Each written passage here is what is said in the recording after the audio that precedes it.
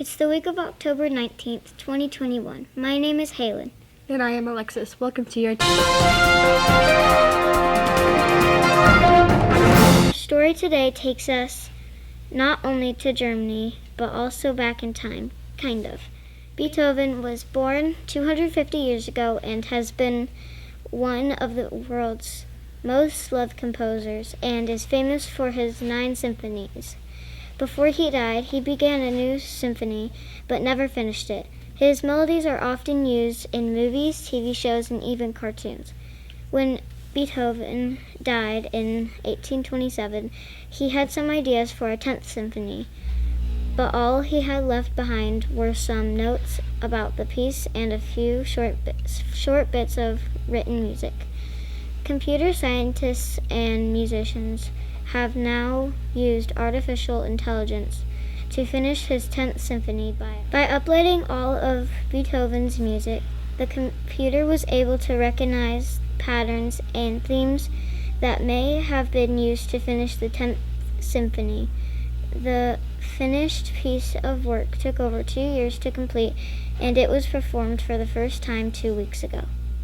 Over this past summer, the city of Buckeye made a big announcement. The lithium-ion battery company called Corp would be building a factory in the city. It will be the first major lithium-ion battery factory in the United States. The Arizona Corplex is expected to be 1 million square feet, have 12 gigawatts per year capacity, and employ 3,000 people. That is 6 times bigger than the currently factory in China. They recently announced a couple of their local partnerships as well, including one with ASU in their battery research lab and with Zero Electric Vehicles, which is a EV startup in Arizona. There are currently 5 companies that are building or getting ready to build electric vehicles in Arizona. It is very possible that we will see more of these type of partnerships and products coming out of our state very soon. Now let's go over to Ms. Giacovelli with a weekly. Good morning, Tartesso students, parents, and community members. This is the week of October 19th through the 22nd.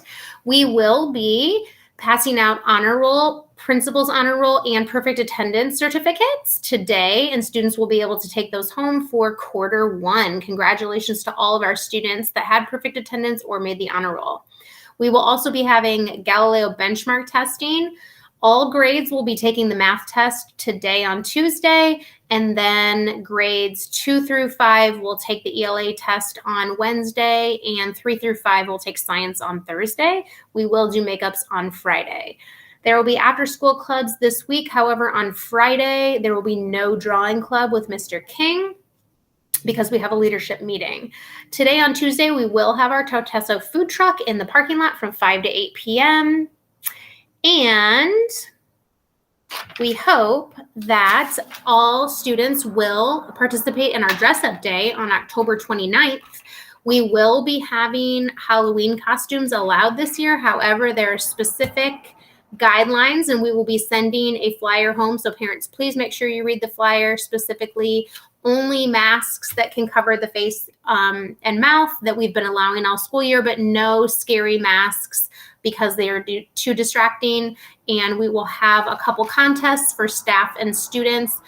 For kindergarten, we will have a little parade. So please make sure you look at the flyer and reach out with any questions.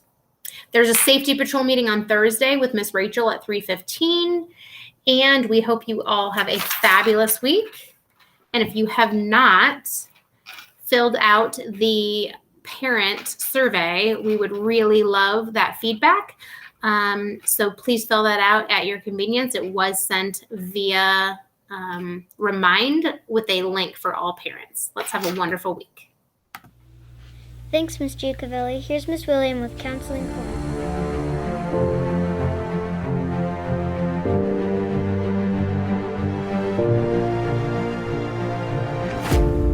Hey, Saddle Mountain, this is Mrs. Williams, your school counselor. So I'm out of my office, as you can see, because I've decided to continue our showing kindness. So today I'm going to show kindness to a student by giving them a food lamp. They are selling these at Winter's Well. So I purchased one to give to a really great student. There's lots of great students, but to give to one particular great student and to show kindness. All right, here we go. All right, you guys, this is Jacob Ott from Miss Karen's 4th grade class. Jacob, you are such a great student, and I wanted to show you kindness. I love your smile, and you're always so helpful. So I got you a food lamp. Thank you. You're so welcome. Oh, we give hugs. All right, thank you. So thank you for showing kindness. All right, you guys, let's show kindness to one another. See you guys later. Thank you, Miss Williams. Now let's go over to Austin. Welcome to sports. My name is Austin. The Arizona Cardinals got a big win last week, but this time they can thank their defense for coming up big and stopping the San Francisco 49ers by a score of 17-10. At the time of filming, they are undefeated with a record of 5-0. They played the Cleveland Browns on the road this past weekend and will be back at home to play the Texans this Sunday. The Cardinals head to Cleveland this week to take on the Browns. The Coyotes started the regular season last week against the Blue Jackets in their home opener yesterday against the St. Louis Blues. We will let you know about next week how they did. The Phoenix Suns will kick off their new season on Wednesday with a game at home against the Denver Nuggets. That is all for today. See you next time on Sports News. Thanks, Austin. Here's Bree with entertainment.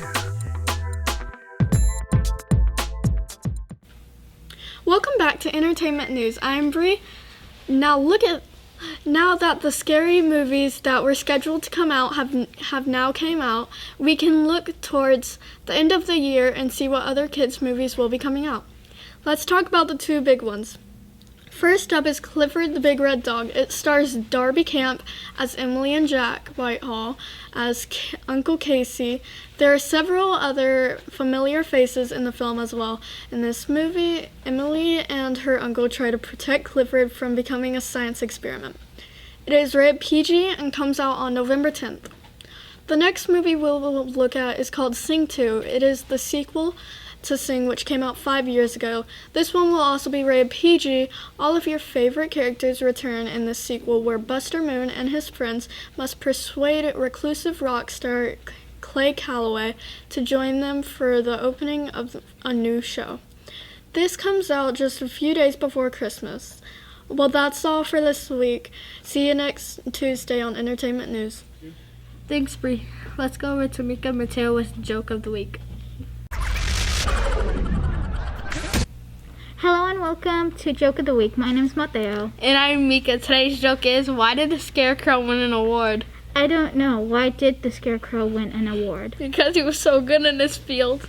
Great joke, Mika. If you have a joke and would like to tell it on the news, please go to smusd.me/beyondthenews and we would love to have you on. See you next time on Joke of the Week. Thanks, guys. Here's Gannon with Fun Fact Trivia.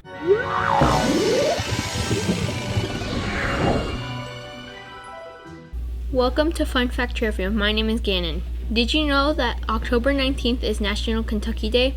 National Kentucky Day can be celebrated anywhere, not just in Kentucky. Kentucky is a really cool state that has some amazing natural and man-made must-see attractions.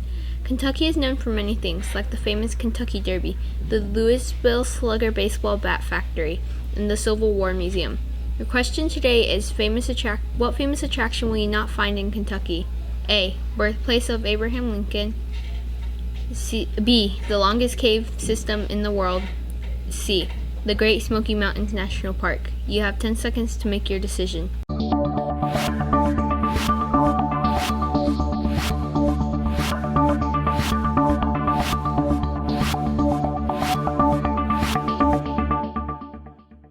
If you said C, Great Smoky Mountains National Park, you are correct, because that is actually in Tennessee.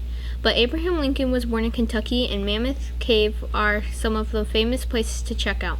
Mammoth Cave National Park has almost 53,000 acres of caves for you to explore. See you next time on Fun Fact Thanks, Trivia. Gannon. Let's go back with Mika and This Week in History. Welcome welcome to This Week in History. My name is Mika.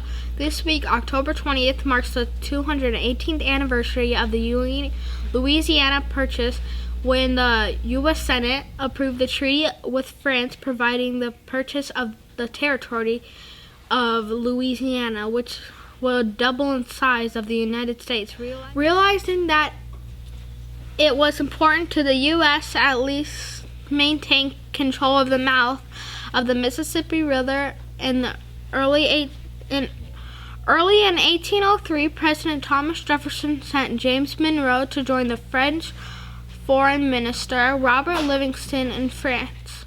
By that spring, the European situation had changed radically. Napoleon, who had previously envisioned creating a mighty new French empire in America, was now facing with Great Britain. He agreed to sell the territory for $15 million. This was a defining moment in Thomas Jefferson's presidency. That is all for This Week in History. Thanks, Mika. Here's Kendall and Austin with Science Time. Welcome to Science Time. My name is Austin. And I am Kendall. Last week, people living in the northern United States were treated with an unusual event for their area. The northern lights were visible as far south as Erie, near the Ohio, Michigan, and Pennsylvania borders. Usually, Aurora Borealis, also known as the Northern Lights, can be seen in Canada and Alaska. Recently, solar flares up from the sun have been sending out bursts of magnetic streams that create this magnificent nighttime light shows. These energetic particles slam into oxygen at lower altitudes. These collisions happen higher than 60 miles to above Earth. Due to incoming particles' higher energy, they cause oxygen atoms to emit higher frequency light. It appears green. The most energetic particles plunge below 60 miles. At such low altitudes, nitrogen outnumbers oxygen. Cascading particles cause the nitrogen to give off a blue or purple light. That is how we see all the amazing colors. See you next week with more Thanks, science. guys. Let's go Alejandro with Word of the Week.